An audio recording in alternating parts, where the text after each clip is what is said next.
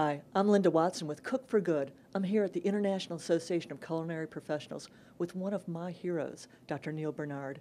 He's the author of the 21-Day Weight Loss Kickstart. It's with the Physicians Committee for Responsible Medicine, and he is really changing the way Americans eat, and actually people all over the world. Dr. Barnard, thank you so much for being here. My readers are very interested in saving money, and I know that part of the way you can save money is to buy food that's low on the food chain, but there's a lot of long-term savings as well in health costs. Can you talk a little bit about that?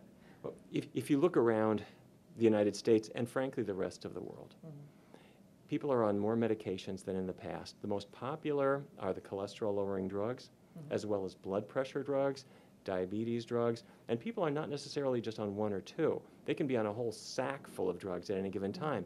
Doctor visits are up. Healthcare costs are the biggest expense that we see governmental bodies having to deal with at the local level, the state level, the national level. If everybody ate better, we wouldn't eliminate every last healthcare cost. Right. I mean, some people still might break a bone. Yeah. But at the same time, we would knock out a huge amount, and doctors could probably take Wednesdays off.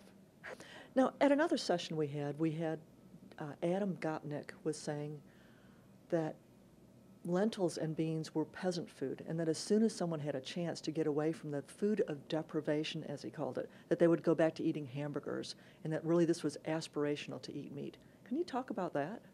You know, it in a way is true that the healthiest foods are the ones that are really very simple. I'm talking about rice and beans and vegetables and fruits you pluck from a tree. Yeah.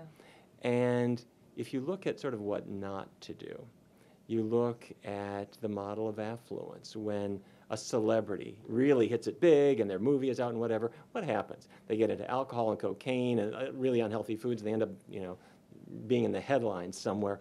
And I think our taste buds are a little bit like that too. When people get a little bit too much money to rub together, they end up buying really unhealthy stuff. And if we went back to the way our grandparents ate, or maybe our forebears even before that, we'd do better.